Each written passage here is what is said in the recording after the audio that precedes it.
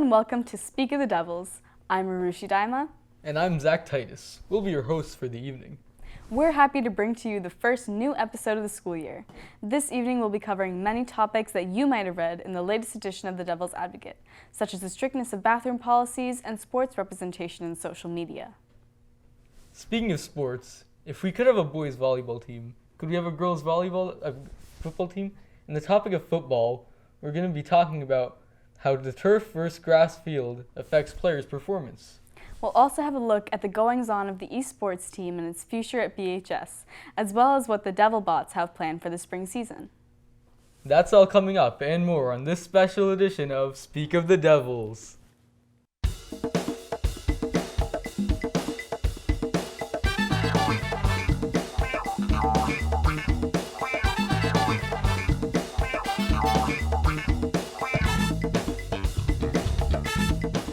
From the last edition of the Devil's Advocate, Annabelle Murphy takes a look into the bathroom policies in place at BHS.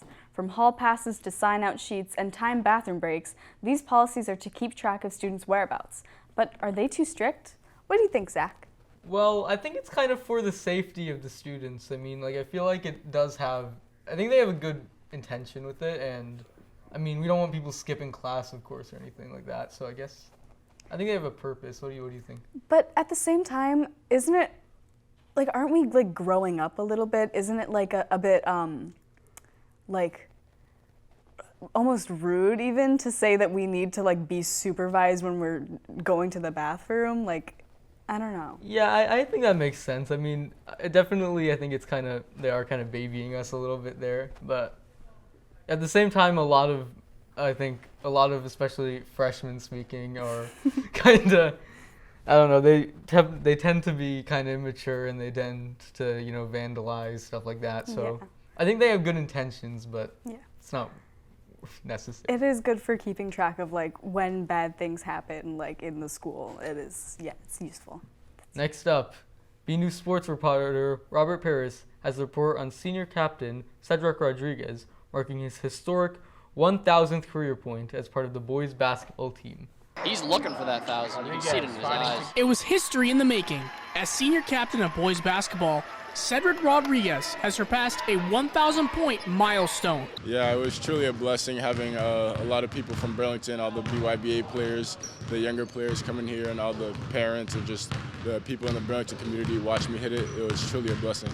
I thank my teammates and my coaches because, this is not possible without them. Rodriguez got a standing ovation by the crowd, coaches, his parents, and athletes. Obviously, I can't do it without my parents either. They've been by my side since day one, so just to be able to share that moment with them, they paused the game so I can go give my teammates high fives and give my parents a hug, so that really meant a lot to me. Coach Connors had nothing to say but positive things about Cedric and is looking forward to seeing what he will accomplish in the remainder of the season. He's just worked so hard to become an elite shooter. Never mind, now he can score at all three levels. Everybody in the school loves him. He works with the special needs basketball team. He's an absolute, I'm just so lucky to have coached him, and hopefully we can finish out his senior year in a great fashion because he deserves it, because you just don't come across kids as talented, dedicated, and hardworking and humble as he is. He's a dream. He's just an absolute dream, and I'm lucky to coach him. Once again, we want to congratulate Cedric on a fantastic accomplishment. From the Vanilla Gym at Burlington High School, I'm Robert Paris for B News Sports. Thanks for sharing that with us, Robert. Speaking of sports, for the Devil's Advocate, Anthony Garrier raises the question, if the boys BHS can have a volleyball team, could the girls have a football team? While girls are allowed to play on the team, there is no team specifically for girls at BHS or at all in the MIAA league. Aarushi, what do you think? Could we start a girls football team at BHS? That's a really good question, and it really depends on the girls that would want to sign up for the team, because if there isn't supply and demand, if there isn't a demand for girls to be on a team, why would they create a team with 3 people on it?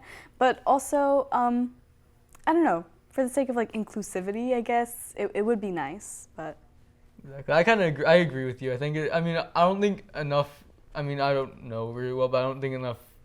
If there isn't a lot of girls who want to have a football team. I don't understand the point in creating But one. like I appreciate the sentiment. I appreciate the sentiment of like wanting to create a team, and they could always create a team if like they drill up enough excitement for it. But the current state of BHS, I don't really know. We'll have to see. Yeah.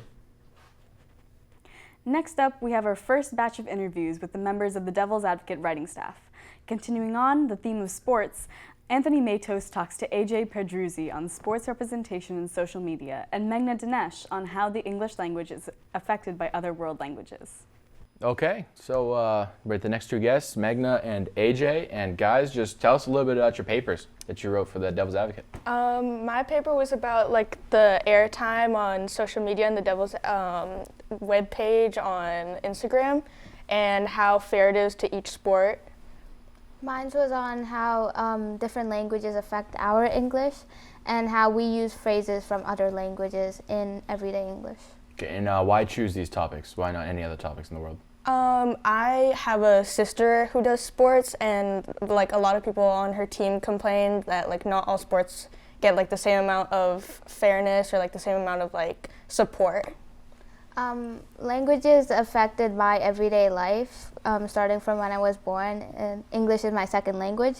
So I found it very interesting how languages can mix and share words with each other. Yeah, so how'd you go about writing the piece? Like, how'd you start?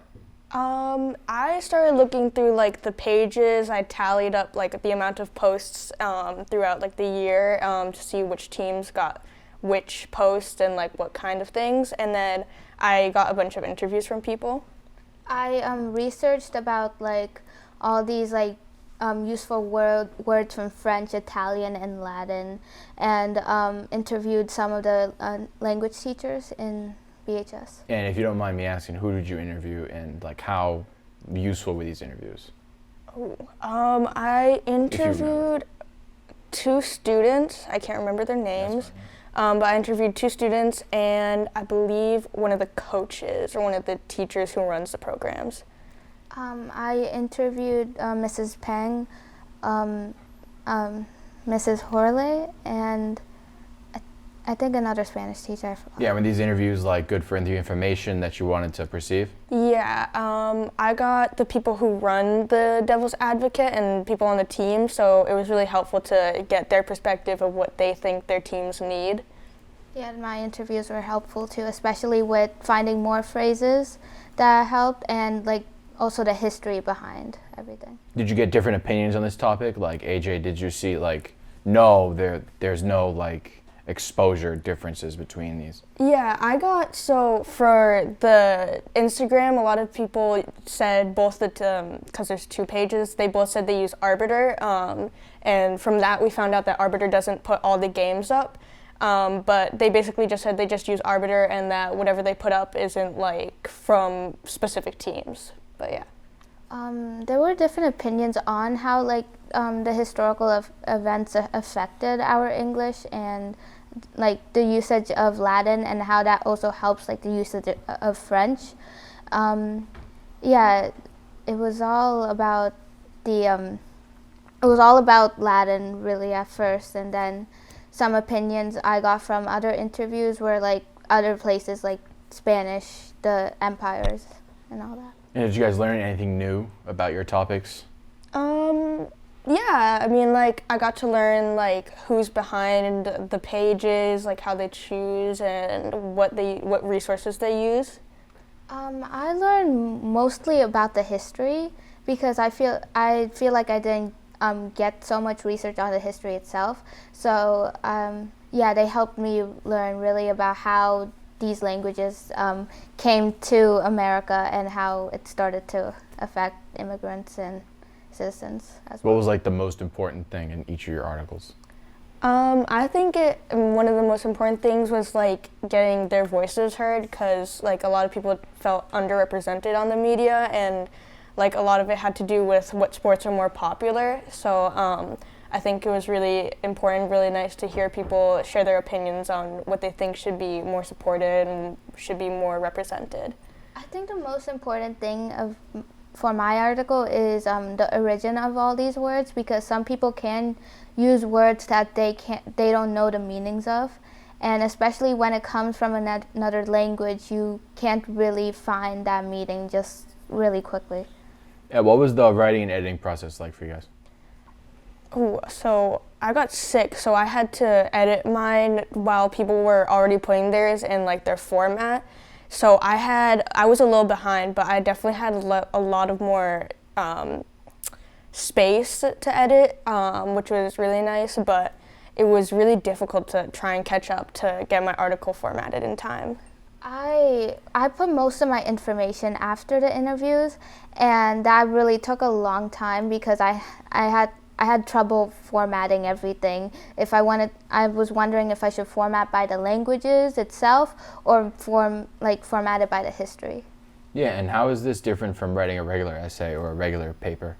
I mean, there's a lot more connections to real people. Like when you're usually writing an essay, you're thinking about like an author, someone you don't know, someone you never like talk to. But being able to write a actual article, being able to see that person and interact with that person, I feel like it's more special and you just have a deeper connection, and it kind of just helps you connect to your community. I also agree with AJ about it, and I also think that the formatting for an article writing is very different from an essay, and an essay I want to say is more fancier on certain aspects, while journalism is just like we kind of spit out the facts in an article. Yeah, and did your views change writing your papers? I think it like helped us understand like the problem isn't like favoritism, it's more like the actual website that they were using that don't put the actual games on there.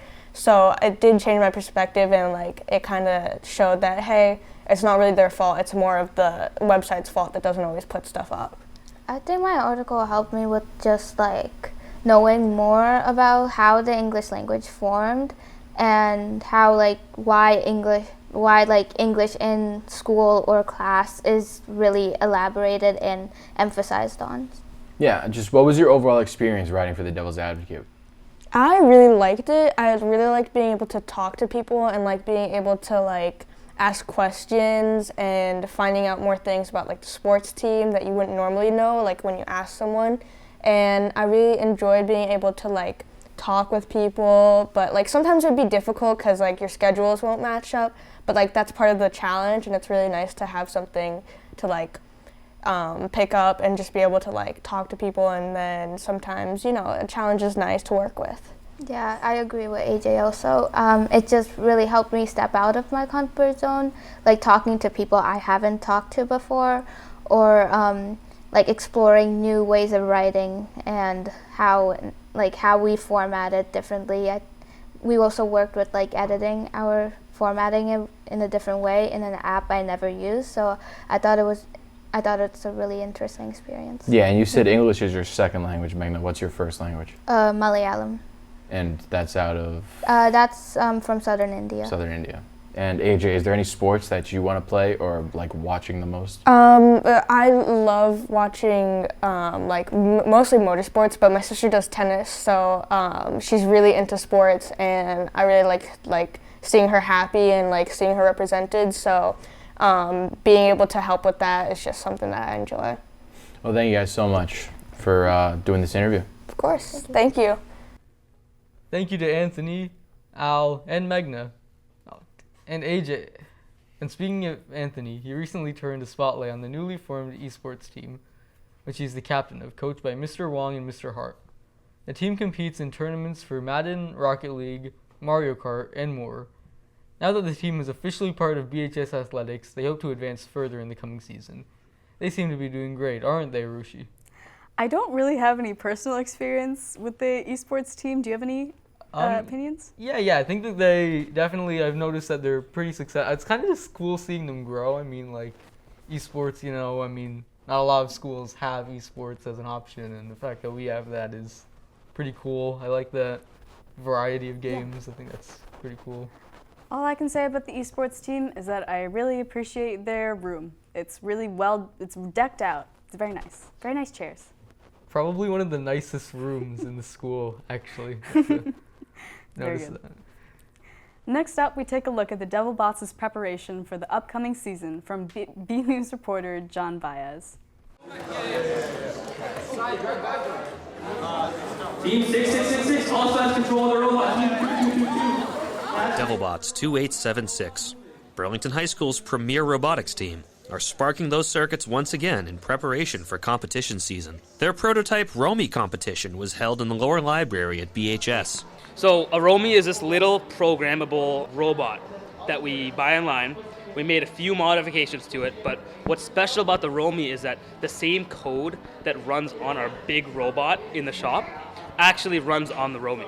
So what that allows people to do is they can practice coding on the Romy, and that same code will run exactly the same on the real robot. And that's not generally the same due to some technical issues, but the Romy does some translation and makes it so that the code is exactly the same. A club practice competition among team members, wherein freshmen and sophomores participate while being mentored by experienced juniors and seniors, equipping their young members with the necessary skills in preparation for the phase of build, program, and design. The main mentor who was in charge of that was Rick. He literally made this game from scratch based on last year's FRC game. So he made this game out of nowhere, built the field, made all the rules, and then he was really integral. The game manual was tiring, and then I wrote some software to manage the scoreboard and the rankings, but the game manual itself, I was trying to make updates as the season progressed for things that we overlooked or questions that the students had. We had a Q&A, and we tried to model it right after FRC and exactly what they do. So the whole thing was supposed to be a model of a regular FRC season so that the students could get a handle on what was coming in the spring. With the beginning of the season underway, there are always a few bugs to encounter. The Romy competition is a way to troubleshoot any malfunctions that could interfere with competing in the big leagues and solving them sooner. We spent the last 6 weeks working on these Romys that we used throughout this competition and coding and everything. I think we learned a lot from it, and I think it's a really good step to preparing for the real competition, where we build much bigger robots and obviously play in much bigger fields. From the lower library at Burlington High School, this is John Vias for B News. Thanks for sharing that report, John, and good luck to the Devilbotz and the esports team. In our next interview with the Devil's Advocate writing staff, Anthony Matos talks to Cole Shannon about how turf fields can affect the performance of athletes. All right, Cole, thank you for joining me today for this Devil's Advocate talk show. My pleasure. Yeah, just tell me what you wrote about for your article in the Devil's Advocate. So for my article, I wrote about turf fields and the impact it has on players. Lately, we've been seeing a lot of injuries. Yeah. It was kind of sparked by Aaron Rodgers' injury at the beginning of the NFL season. So. Yeah, that was a tough injury. Why did you choose the topic? Because I think it, as a player myself, I play a lot of turf fields, and I think it's important for players, coaches, everybody to be aware of the danger that turf poses for players, as we've been seeing many players getting injured on these fields with their cleats getting caught, and it has a huge impact. Aaron Rodgers missed his entire season because of it. And just how did you go about writing this piece? So I interviewed many players. I took the angle of interviewing players this time around who were impacted by turf. Brady Richer I interviewed. He was injured on turf. It wasn't the direct result, but I wanted to get their view on what their point of view was on turf fields and if they thought it was an issue. Mm-hmm. And any other interviews? Just non-important interviews? Yeah, just there was really just other players, nothing too important. And did you get different opinions on this topic? Yeah, so some people thought it was an issue. Some said they liked playing on turf fields, which is, I like playing on turf fields. Yeah, I like playing on turf fields I think it plays better, but most people weren't concerned with the injuries, but a couple of people were. Yeah, are there any new things you learned while researching this topic? Yeah, just the high rates. I don't know the exact numbers, but the injury rate on turf fields is very high, and there's some specific fields that are high. It was the Jets field and the Giants field that was specifically high. MetLife Stadium has very high rates of injuries on turf. Now, do you prefer grass or turf, just overall in general, not you personally? Like playing? For players. Player safety the most. Oh, grass is way better. A good grass field, it can't be beat. Like a clean-cut grass field, I mean, those aren't very common in high school, but yeah, what was the writing and editing process like for you? It was pretty easy. I got interviews, and based on what these people said, I kind of wrote based on that, and I also got a lot of information researching about professional sports, especially I did a lot of research on Aaron Rodgers and what actually went down and what if it was based on turf or not. Yeah, how is it different from writing a regular essay or a research paper? Well, I would say it's way different. I think it's more engaging for a reader, obviously. Just the format of you're getting interviews, and just the format of the writing is way different. It's more open-ended, Yeah. and it's something you can pick. Yeah. Yeah, that's a good point. Did your views change as you wrote the paper? No, I kind of knew that turf fields were an issue. I guess I became more aware of the issue and how it impacts players. But overall, I said my viewpoint kind of stayed the same throughout, because I am a person who's aware of the impact turf fields have. Yeah, do you know of any more major injuries that happen on turf off the top of your head right now? Not specifically. Do you? Aaron Rodgers came to mind. I'm pretty sure Gronk tore his ACL on turf. Yeah, there's a bunch of Brady players. did, not because I think it was because of turf. Yeah. And do you have a problem with turf? Like, do you think high schools and colleges should just get rid of them? Well, I think a lot of schools take the easy way out with turf. I think turf is the easy option. I think more schools should go to grass, but it has to be well kept, because bad grass is not great for players. Oh, Stoneham. Don't even get me started on Stoneham. Stoneham Yes. football field Yeah, is just awful. white lines Yeah. and a grid. It's disgusting. It's not well kept. It gets so muddy. So I don't Anyway. think turf's a problem, but if you want to take the safer option, I would suggest going to grass. But the town has to put a lot of effort into maintaining the grass. So that's why I think a lot of places have turf. Do you have a favorite turf field, Cole? I do. I like our school's Your turf school's field. turf. Yeah, Any particular BHS. reason? I think it's softer. I don't know how to explain it, but Yeah. it's newer. I like the logo in the middle. And It's softer in terms of like yeah. the turf. And I think it just plays well. And what sport did you play on that? Soccer. Soccer. The ball rolls. The ball rolls nice, yeah. nice And and what was your overall experience writing for the Devil's Advocate? I loved it. I got to meet a lot of new people interviewing. I got to learn a lot about turf fields and the impact it has. And I like that I got to educate people on the injuries that can happen from turf, while also the benefits that turf offers. Thank you, Cole, and thank you again, Anthony. For our final Devil's Advocate segment, Anthony Magnarelli talks to Valerie Reynolds on the change in the school's schedule and Kaue Pereira on the impact of Greta Gerwig's Barbie film. All right, so Kaue and Valerie, thank you for joining me today. So first question is, what were your topics for the newspaper, and why did you pick the topics? Yeah, I picked the topic of the changes in the schedule of BHS because there was a few changes this year in like the rotation, flexbach, and advisory, and I just wanted to write how it would affect the students here. My topic was the Barbie movie because it was such a sensation this summer that I decided to interview some people about it on what their thoughts were on why the movie was so big and why was it so relevant after all. Right. Now, when writing the piece, how did you go about it? Like, what was your method of writing the article? Yeah, first I just established what were the changes, and I chose a freshman to interview, a senior, and someone who actually moved here from a different town, just to get different perspectives.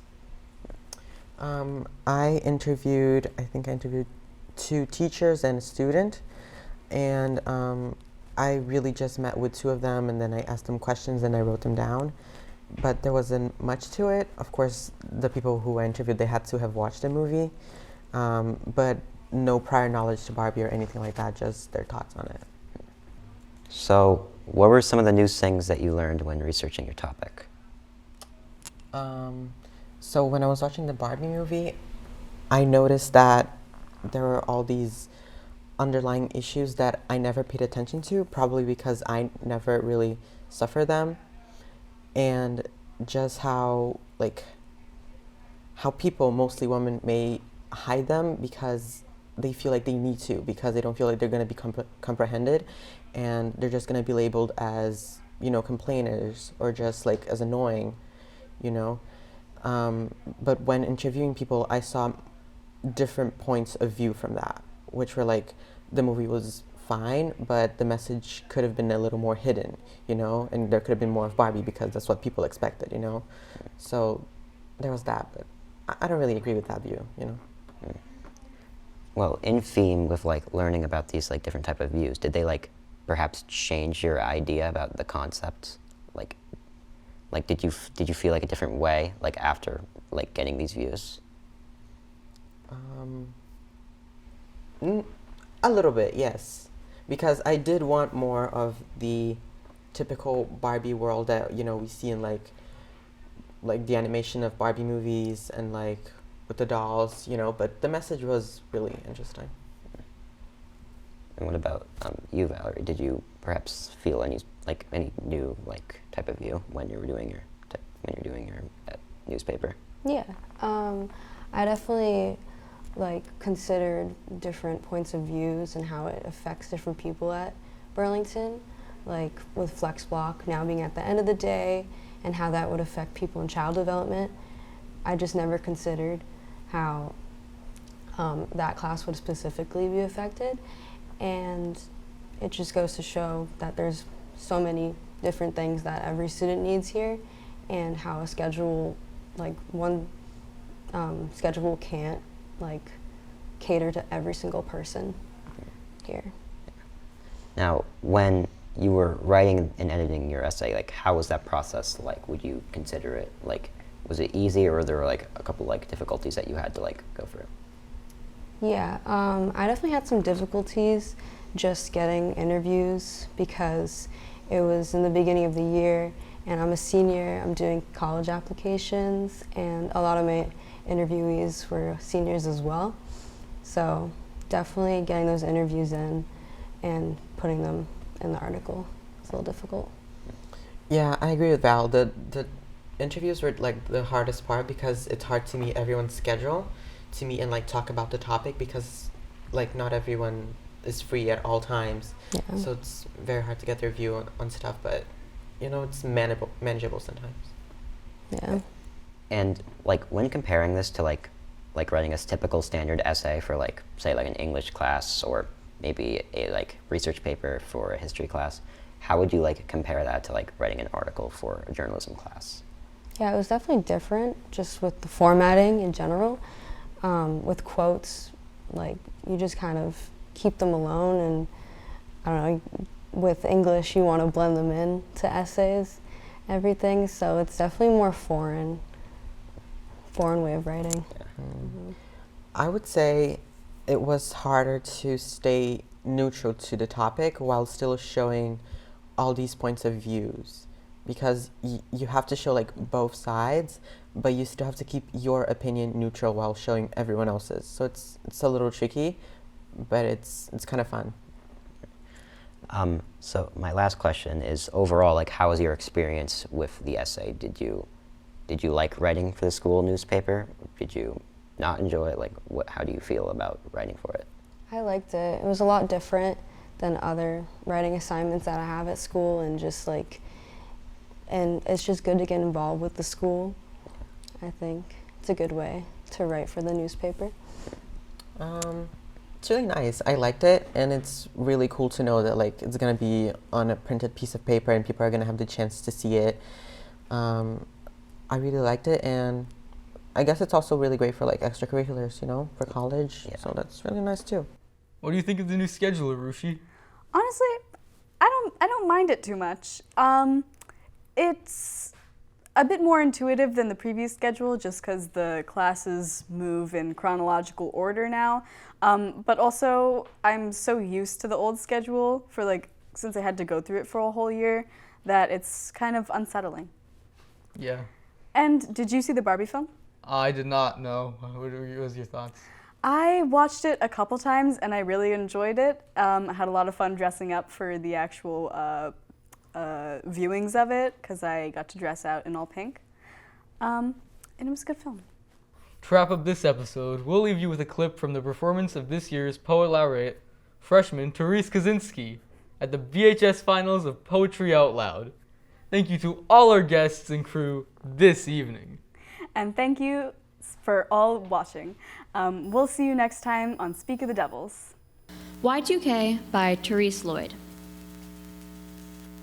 When I was in despair, the dark days when I actually used such terms, I noticed the behavior of animals. Sleep when tired, eat when hungry. That made a lot of sense to me. And yet, I felt different. I felt my humanness too much. No fly ever wonders whether it should make lots and lots of maggots. It gives birth on a mound of cat food or inside the rubbish bin. As far as I know, it's not worried about overpopulation or what sort of environment its kids will grow up in. My humanness sees me at an art gallery, watching others, watching walls. My humanness gives me dark thoughts of cruel behavior. You were in the States, a visa glitch, and there you remain. Like Star Trek, I talk to you on a screen, my face half a second out of sync with your speech. I'm in the future. My Tuesday is already over, and I want to tell you all about it to prove my superiority. That lovely conceit of time that saw people travel from all over the world to be in Gisborne for the first sunrise of the new millennium. Remember how we all thought that the sewer pipes would burst and the criminals would escape or something like that? Y2K packs sent to every household because no one knew for certain what the numbers 2, 0, 0, 0 really meant. Somewhere, people, important people, cowered in bunkers, fearing the worst.